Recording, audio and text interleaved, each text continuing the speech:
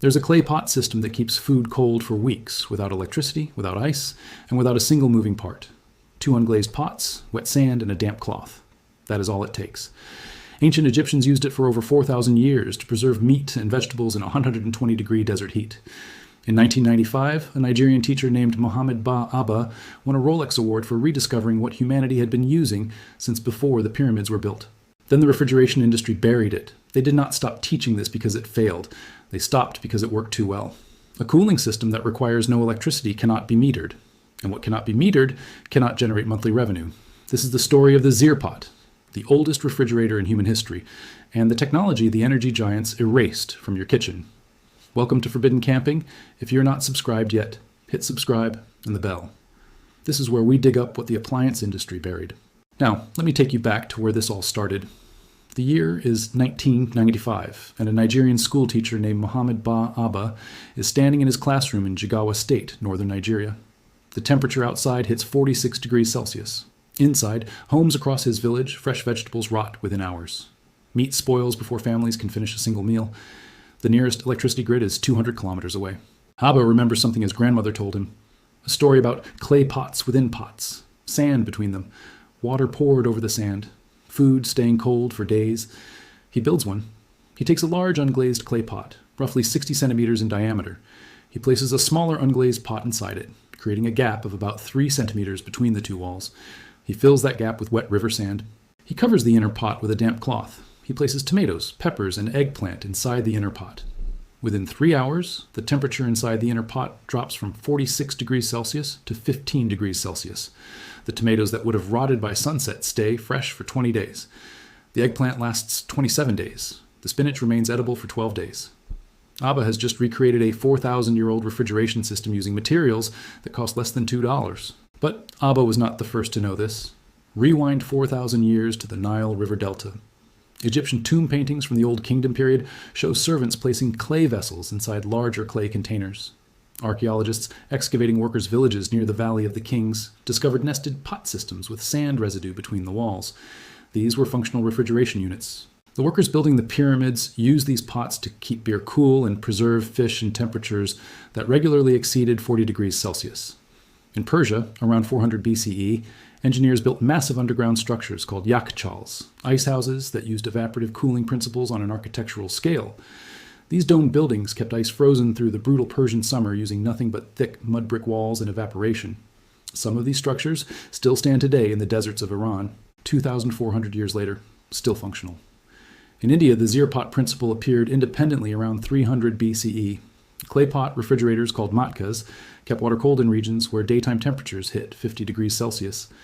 In the American Southwest, indigenous Pueblo communities developed near-identical systems using local clay. For over 4,000 years, every civilization with clay and heat arrived at the same solution independently. That is not coincidence. That is physics. This video is just the surface. I've collected everything the appliance industry does not want you to know, all inside the complete Forbidden Camping Vault.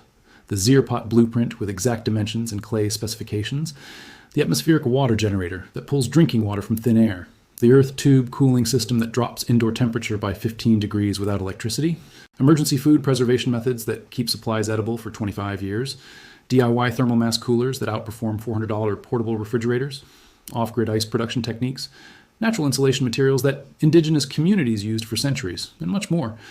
Over 10 guides in one vault, no fluff, straight to the point. The link is in the description. But stay right here because the science behind this clay pot is where things get truly shocking. The Zeer pot works on a principle called evaporative cooling. When water evaporates, it absorbs heat energy from its surroundings. This is the first law of thermodynamics. The phase change from liquid to vapor requires energy. That energy gets pulled directly from the environment as thermal heat. The unglazed clay pot is porous.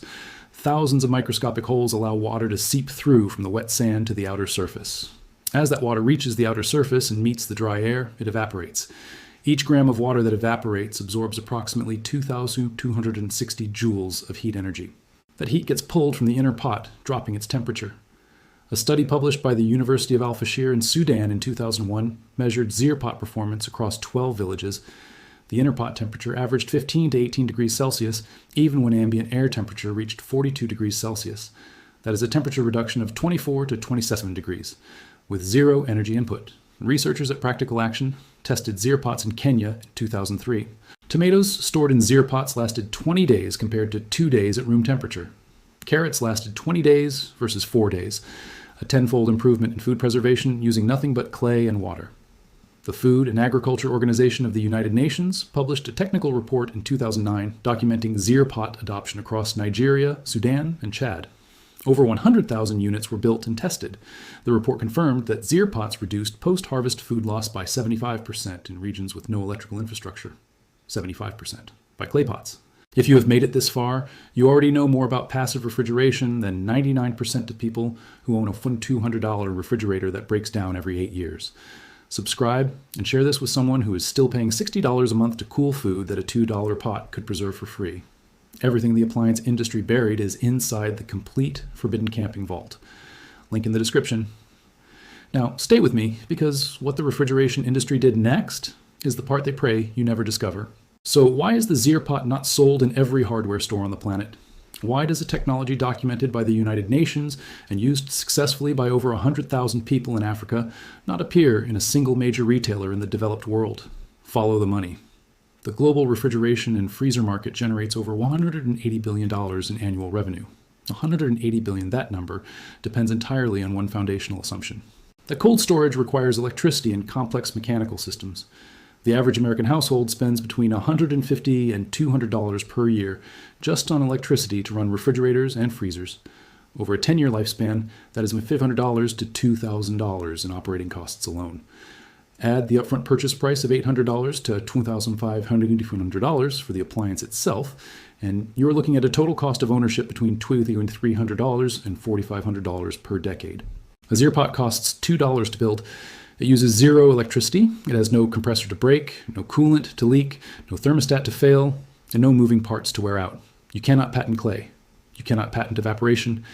And you absolutely cannot build a $180 billion industry around something a potter can make in an afternoon with materials pulled from a riverbank. Here is where the suppression becomes systematic.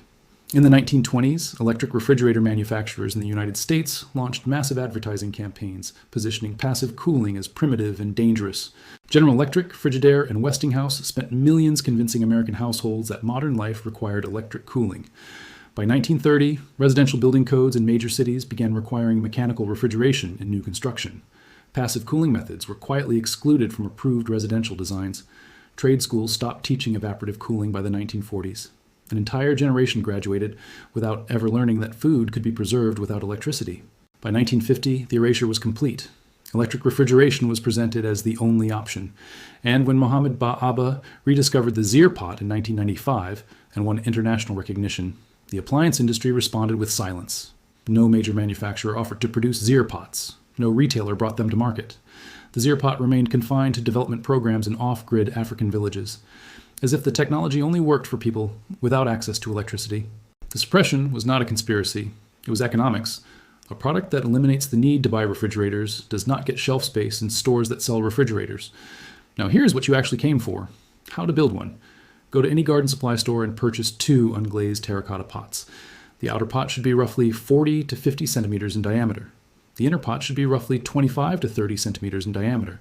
The gap between them should be at least 2.5 centimeters on all sides. Unglazed is critical. Glazed pots will not allow water to evaporate through the walls.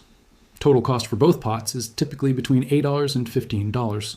Buy fine river sand or construction sand. You will need enough to fill the gap between the 2 pots completely, roughly 3 to 5 kilograms. Sand costs under $3 for a 10-kilogram bag. You will also need a piece of cloth large enough to cover the opening of the inner pot. An old cotton towel or burlap sack works perfectly. Place the larger pot on a stable surface in a shaded area with good air circulation.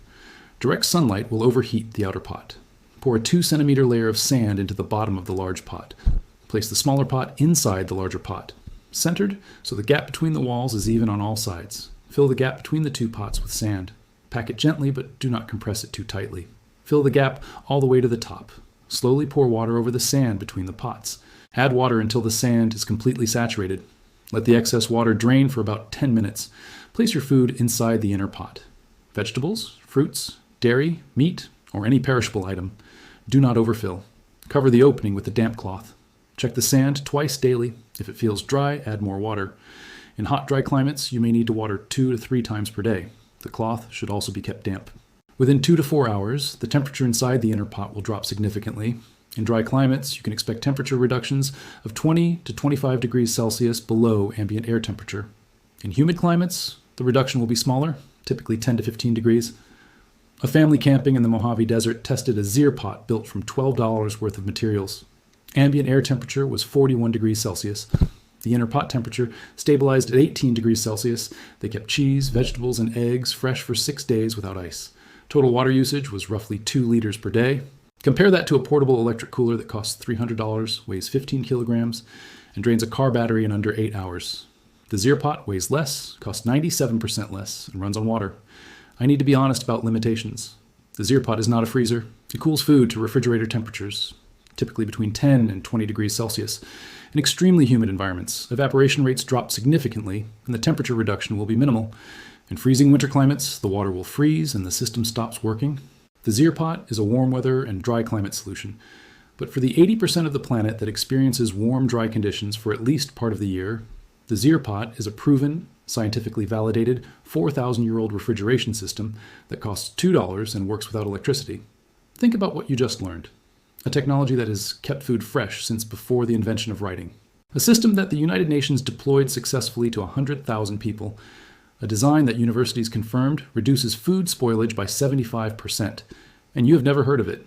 Not because it does not work, because a $2 pot does not generate quarterly earnings for appliance manufacturers. The Egyptians understood it 4,000 years ago. The Persians understood it. Mohammed Ba'aba understood it in 1995. And the $180 billion refrigeration industry understood it too, which is exactly why they made sure you never did, until now.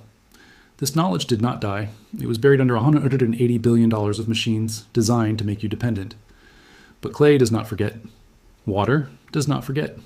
And physics does not care about profit margins. If this vault opens something for you, subscribe and share it. Every share preserves what the appliance giants tried to erase. The next vault opens soon, and what the industry buried inside is even heavier.